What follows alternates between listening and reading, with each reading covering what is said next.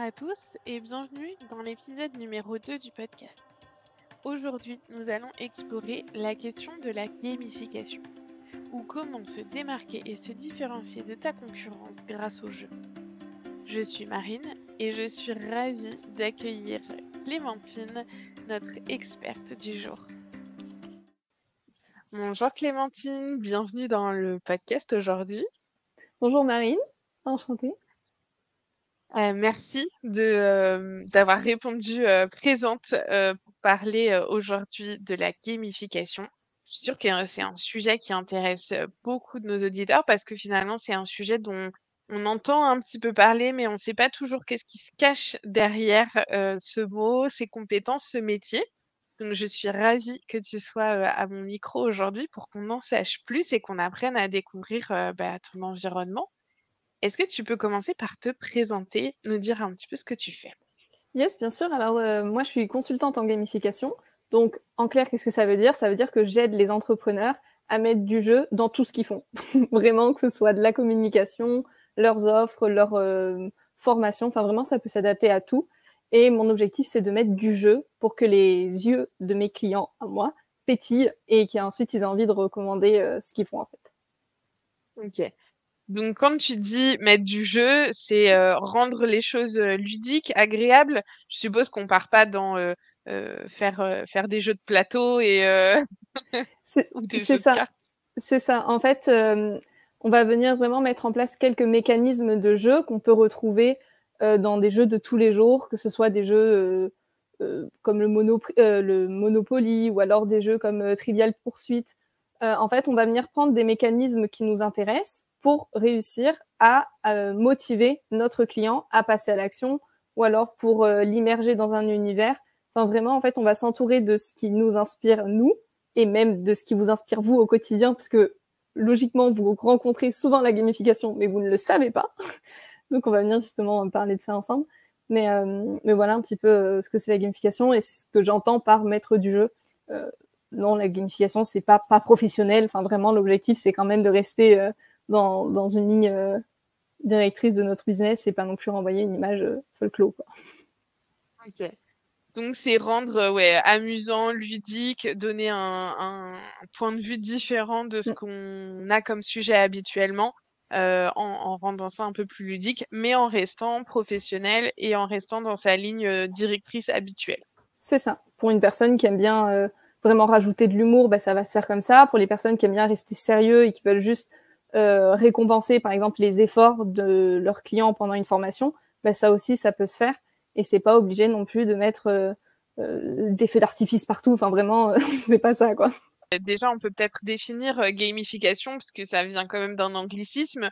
Donc, peut-être qu'on peut définir déjà ce mot-là pour être sûr que tous les auditeurs comprennent bien les premiers termes sur lesquels on parle. Oui, c'est ça. En fait, en français, du coup, on traduit ça comme ludification. Donc, vraiment, le fait de venir rendre ludique les choses. Et moi, pour le rendre accessible, j'aime bien, en fait, de dire que c'est l'art de motiver et d'engager nos clients à travers, donc, nos offres ou alors notre communication. Ouais. Et alors, ça s'adresse à quel type d'entreprise? Alors, ça peut s'adresser vraiment à toutes les entreprises à partir du moment où on a envie, en fait, de vraiment venir se différencier. Parce que c'est pas quelque chose qui est encore connu de tous. Donc, ça peut être un élément de différenciation pour justement s'affirmer aussi sur son marché en tant que leader avec cette position-là, de se dire, ben moi, je choisis de vraiment prendre soin de mes clients et pas juste de leur délivrer un service ou un produit. Ça peut très bien s'adapter, du coup, comme je disais tout à l'heure, les formations en ligne, les accompagnements, que ce soit d'ailleurs accompagnement individuel ou de groupe. Mais on peut aussi très bien, quand on vend un produit, venir rajouter de la gamification. Par exemple, jouer avec l'essence, mettre un peu de parfum à chaque fois dans son colis. Ben, ça aussi, ça va faire partie un peu des mécanismes de gamification. C'est quelque chose qu'on fait naturellement ou non, mais c'est quelque chose qu'on fait. Et en fait, c'est un peu ça, quoi. Oui, donc en fait, finalement, on y est déjà confronté souvent dans notre quotidien, à la fois d'entrepreneurs, mais aussi de consommateurs C'est aujourd'hui, ça. sans forcément en avoir conscience. C'est ça. Par exemple, des exemples qui peuvent vraiment parler aux personnes. Instagram est une plateforme gamifiée. Pourquoi? Parce que quand on va faire des stories, on va mettre des stickers pour demander l'avis aux personnes. Donc ça va être quelque chose de gamifié. Pour celles et ceux qui sont plus sur LinkedIn, ben forcément, plus on va remplir son profil, plus on voit notre jauge de progression qui augmente. Les programmes de fidélité, c'est de la gamification. Ou alors pour les sportifs, les applications de running, c'est aussi de la gamification. Donc là encore, tu peux même l'appliquer aux applications, quoi. Ouais, donc c'est vraiment finalement quelque chose qui peut être très large et auquel on peut avoir recours pour plein d'aspects de nos Oui. business, autant la relation client que la relation avec nos produits, que finalement les formations en ligne. Tout le monde peut y avoir. Tout le monde peut y avoir assez, c'est ça, je suppose que tu as dit à la fin. Oui, c'est ça, en fait, vraiment, tout le monde peut le faire, en fait. Même justement, c'est de s'inspirer de ce qu'on voit un peu au quotidien aussi. Donc ça, vraiment, tout le monde peut le faire. C'est vrai qu'on va souvent penser aussi aux badges à offrir. Donc après, il faut voir vraiment si ça correspond à nos clients, hein, parce qu'une personne, si on lui offre un badge, alors qu'en réalité, lui, ça va lui faire ni chaud ni froid, à ce moment-là, on a mis de l'énergie dans quelque chose qui n'aura pas forcément de sens. Mais vraiment, tout le monde peut le faire, oui. Eh ben, ça fait un super lien parce que c'était la prochaine question que je voulais te poser. À quel moment on se dit, nous, en tant que chef d'entreprise, j'ai envie de commencer à réfléchir à la gamification? À quel moment c'est quelque chose où on peut se pencher sur la question? En tout cas, à quel moment de notre business ou à quel moment de notre évolution? Mm. Alors, ça peut se faire à plusieurs moments. Généralement, c'est comme tout, dès qu'on rencontre un problème, on peut se pencher sur la gamification. Si on ressent par exemple une dissonance entre ce qu'on vend, ce qu'on propose et ce qu'on veut être, on va avoir le réflexe de se dire peut-être qu'il faut que je revoie mon identité visuelle. Peut-être que finalement, il faut rajouter un petit peu de gamification. Quand on voit aussi que nos clients sont moins engagés, ou aussi nos abonnés sur les réseaux sociaux, quand on voit qu'ils sont moins engagés, ben, on peut, pourquoi pas, venir ajouter de la gamification à nos supports, soit support client ou soit support réseaux sociaux, pour là aussi venir réengager en fait les personnes. C'est souvent quand on a des problèmes de motivation, quand on veut immerger vraiment son client dans son univers pour en fait prendre soin de son client du début à la fin, quand vraiment on veut lui faire vivre une expérience et qu'après il nous recommande. Ça va être surtout à ces moments-là où on va penser à la gamification. Ok. Donc finalement, à plein de moments complètement différents les uns des autres, il n'y a pas un moment clé où on peut Non. se dire: «OK, j'ai passé toutes ces étapes, maintenant je peux me pencher sur la question de la gamification». C'est ça. En fait, souvent, on va le faire quand même quand on est déjà lancé. Mmh. C'est pas quelque chose qu'on va se dire au tout début de notre business. On va pas se dire maintenant je veux rajouter de la gamification. C'est plus quelque chose où quand on veut faire évoluer son business. Mais oui, c'est quelque chose en fait auquel on pense qui peut s'adapter en fait à tout moment, quoi. OK. Et alors, quand, justement on commence à envisager, de partir sur ce sujet-là et de développer la question, hem, par quoi on commence? Quelle est la première question qu'on doit se poser ou, la première question avec laquelle on doit être au clair, Ouais. pour se lancer dans la gamification? Alors déjà, c'est d'être au clair quand même avec l'image qu'on a envie de renvoyer aussi, de savoir vraiment ce qu'on veut renvoyer à nos clients pour justement savoir si on va faire quelque chose d'un peu plus ludique ou si on va rester vraiment sur du jeu plus sérieux. Ouais. Et ensuite vraiment de connaître son client. Parce que peut-être que vous avez des envies et que vous avez envie d'offrir des badges, c'est quelque chose qui vous anime, mais peut-être que votre client, en fait, lui, ce qui l'anime, c'est de savoir qu'il va avoir un bon impact sur les autres, sur la planète. Donc, de savoir, par exemple, combien votre site web utilise de CO2. Enfin, ça peut être des choses comme ça, vos engagements, eux, qui veulent atteindre. Si vous lui parlez des badges, il va vous regarder avec des gros yeux et vous dire, moi, ça m'intéresse pas, quoi. C'est vraiment connaître son client. Ouais, donc ça, c'est pour ça sûrement que tu disais que ça vient plutôt dans un deuxième temps. Il faut C'est bien ça. connaître son marché, il faut bien connaître son business, il faut avoir une bonne écoute des attentes de ses clients pour pouvoir mettre en place les solutions qui correspondent à leurs attentes. C'est ça. Et puis même quand aussi on a envie de se démarquer davantage, on voit qu'on a déjà des clients, mais on a envie d'aller plus loin. Et ben à ce moment-là, on va penser à la gamification. On va se dire nos clients, qu'est-ce qu'ils attendent, qu'est-ce qui les motive à passer à l'action, qu'est-ce qu'ils ont envie de vivre quand ils travaillent avec moi, quand ils consomment mon produit, quand ils consomment mon service. Et à ce moment-là, on va venir mettre de la gamification en fonction des attentes des clients. Et s'il y a quelqu'un qui nous écoute et qui se dit: «Ah, ça m'intéresse, j'aimerais bien, tester, peut-être, 1 ou 2 premières petites choses à mettre en place avant de partir sur une réflexion beaucoup plus, Ouais. plus large, plus grosse, plus impactante. Est-ce que tu as des conseils ou des petites pistes de réflexion sur si j'ai envie de tester la gamification, par quoi est-ce que je peux commencer? Une toute petite ficelle que je pourrais commencer à tirer pour voir si ma cible, elle répond, elle semble intéressée ou pas? Oui, bah à ce moment-là, ça va dépendre. Généralement, pour les personnes qui vendent des freebies ou alors des lead magnets, donc c'est-à-dire des contenus gratuits en échange d'une adresse mail, pour celles et ceux qui vendent ça, vous pouvez pourquoi pas essayer de proposer quelque chose de gamifié. Donc c'est-à-dire un challenge, un bingo à compléter, ou alors aussi pourquoi pas juste dans vos mails que vous écrivez tous les jours, mettre une phrase en beaucoup plus clair et de mettre entre parenthèses passe la souris dessus si tu veux voir apparaître le texte. Déjà un petit peu mettre en place des petits mécanismes comme ça pour voir un peu si les personnes sont réceptives ou non. D'accord. Par exemple, Oui, un donc code ça peut être promo, vraiment des choses très simples c'est ça. d'éclaircir une phrase sur son Ouais. site internet et de voir si ça répond. Et effectivement, c'est des choses qui sont très simples à mettre en place au quotidien. C'est ça aussi, par exemple, pour celles et ceux qui font beaucoup de visio, pourquoi pas jouer aussi avec le fond, de mettre pendant son zoom ou mettre justement un fond qui représente son image. Ça peut être quelque chose aussi à faire. Ça peut être pas mal aussi. Super intéressant.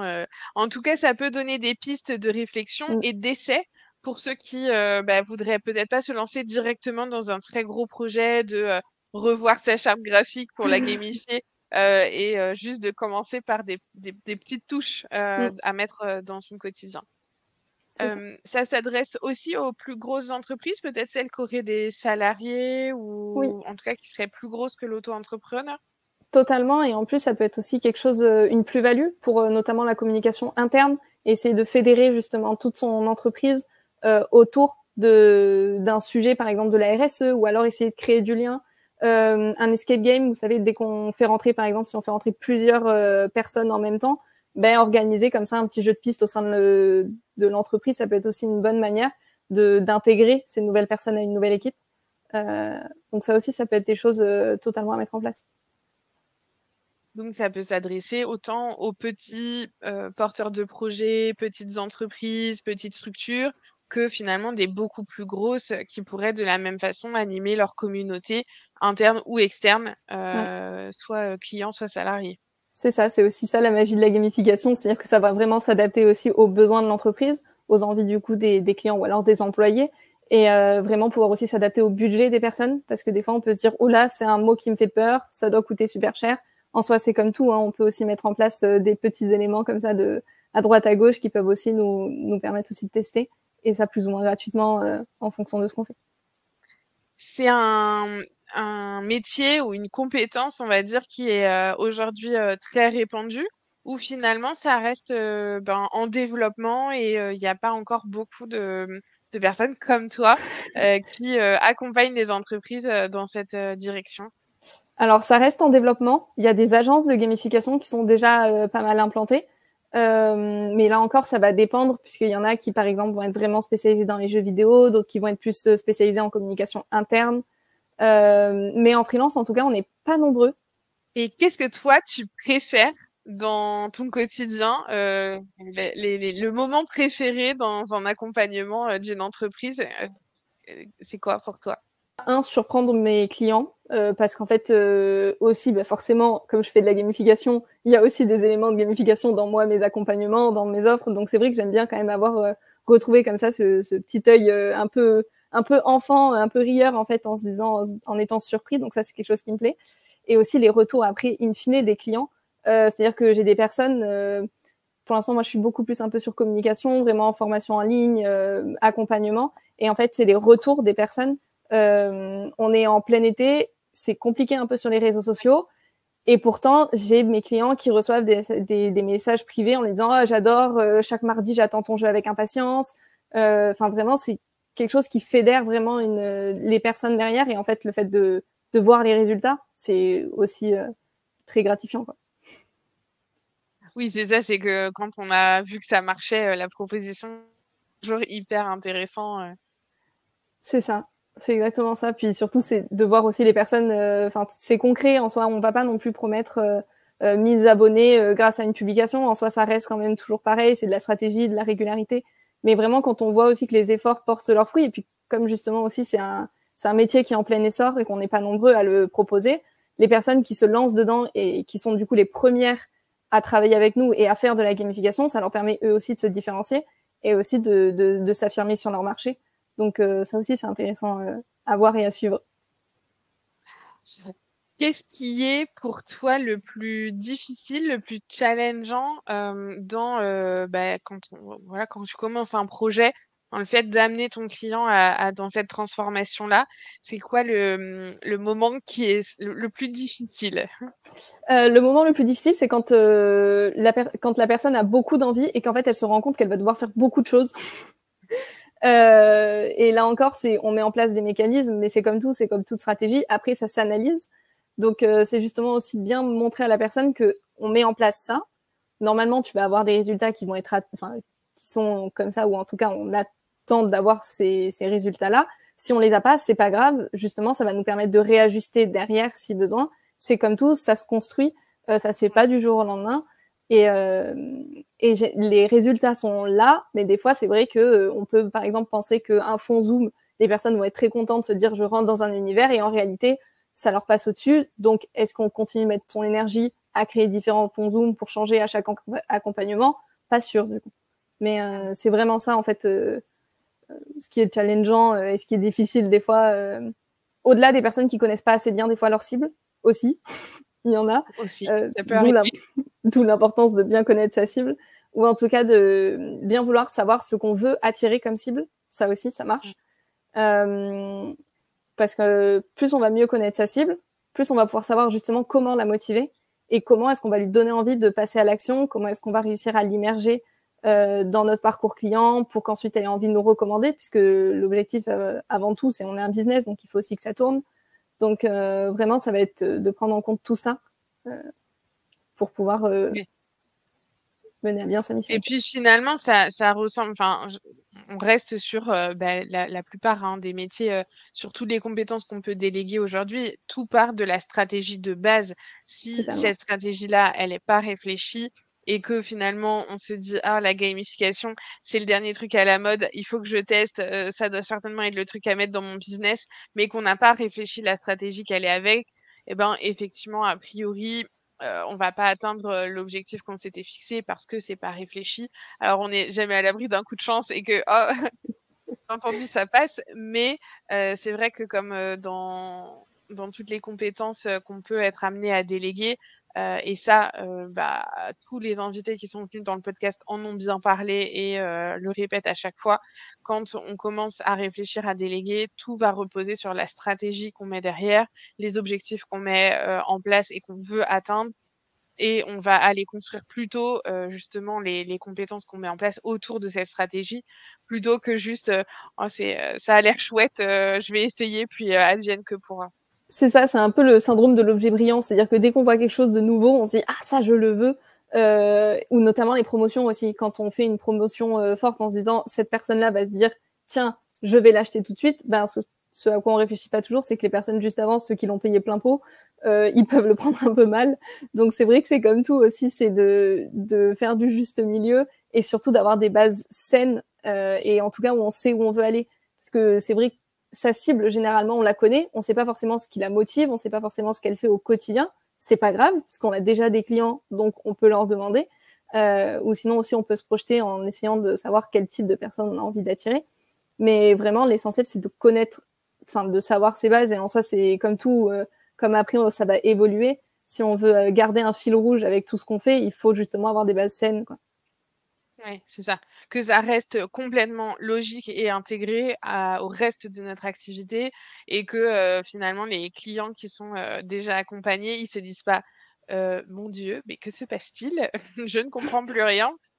C'est ça, ou même quand par exemple on fait des changements, je pensais directement à des changements de charte graphique ou des choses comme ça. Généralement, c'est des choses qu'on essaye d'amener aussi en discutant, en disant je suis en train de retravailler ça, d'essayer de discuter aussi et de parler des backstage. Ça aussi, c'est quelque chose qui est très plébiscité par les clients. Alors que c'est sûr que si on a une entreprise qui parle d'une manière très solennelle et que tout d'un coup, elle nous sort le dernier mème qui est sorti et qui tourne en boucle sur les réseaux, c'est sûr que là, les clients vont se dire « mais je comprends pas très bien ». Donc, c'est pour ça vraiment l'essentiel d'avoir des bases saines et où on sait où on va, quoi. Oui.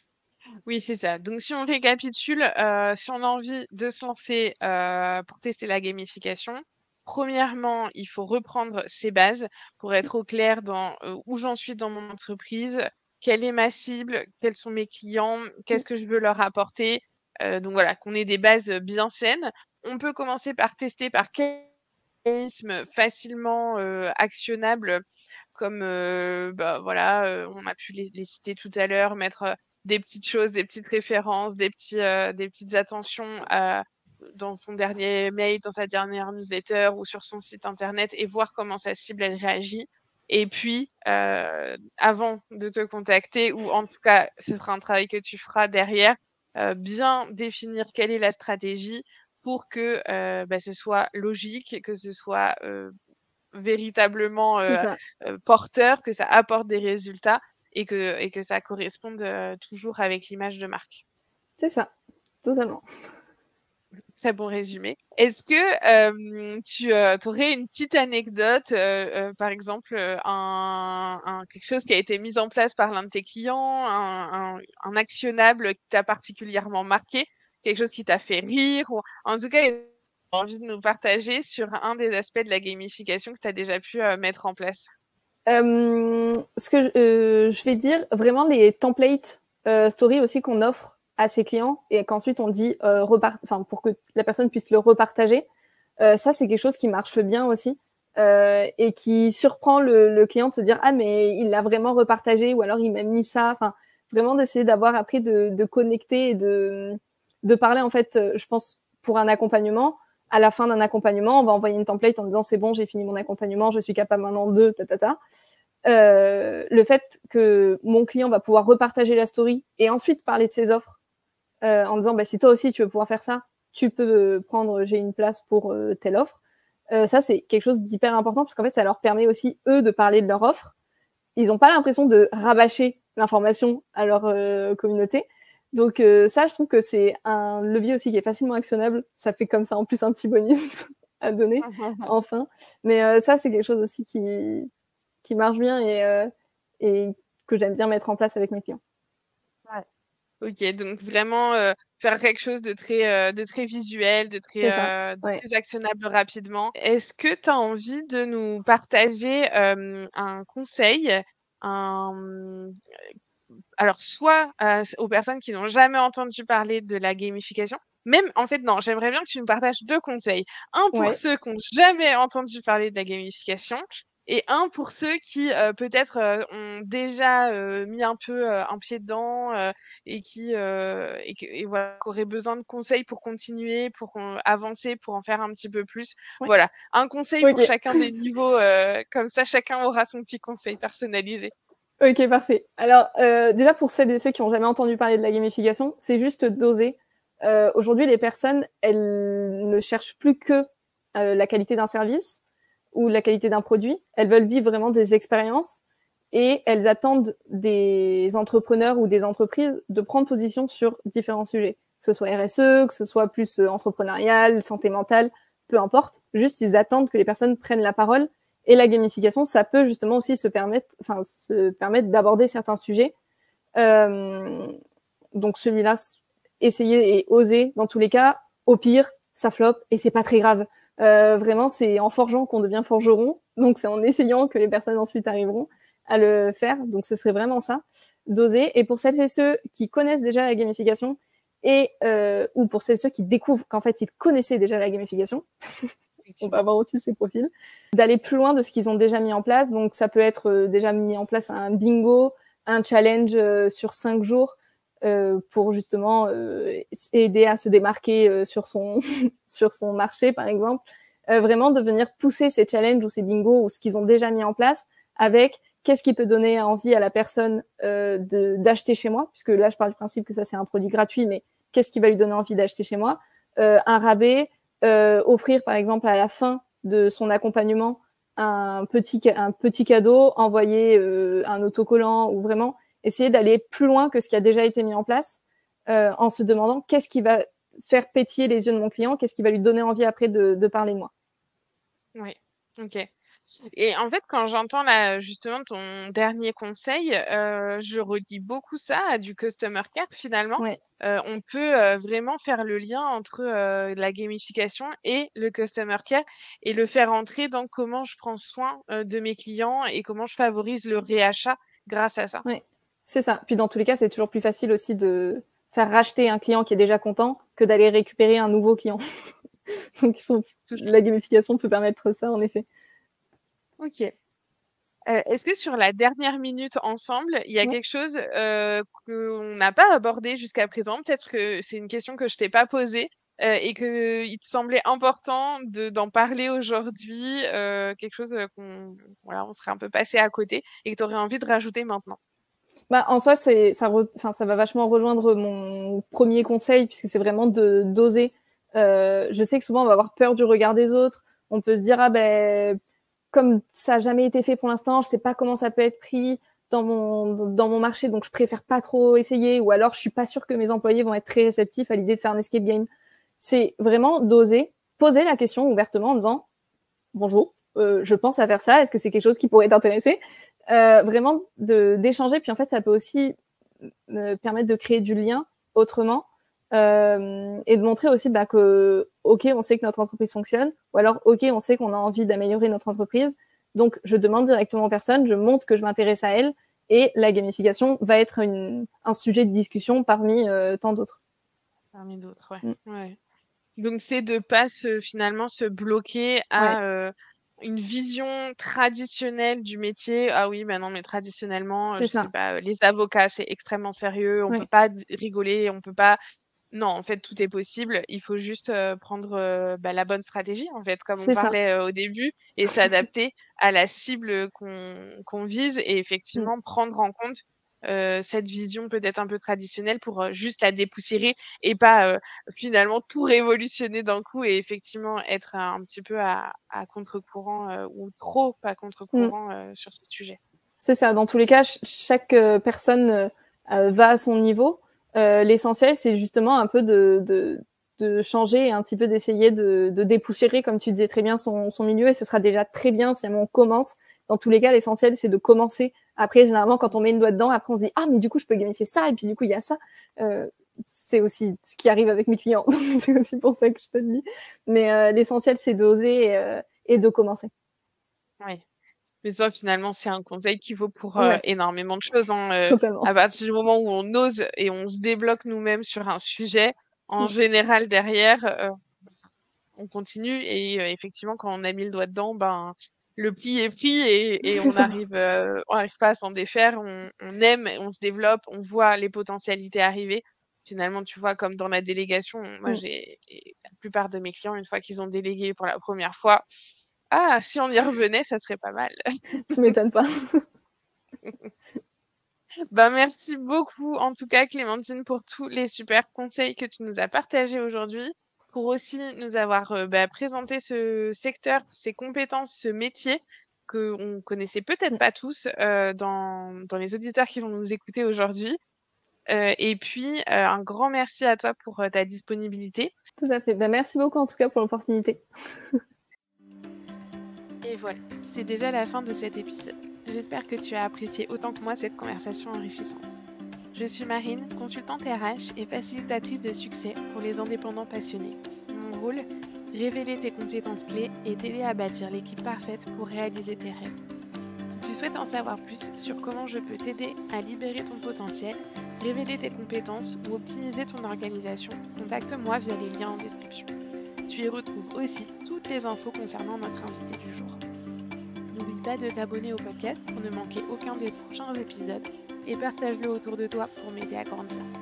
Si tu as des questions, des commentaires ou si tu souhaites partager ta propre expérience, n'hésite pas à me contacter. Rendez-vous dans 2 semaines pour un nouvel épisode.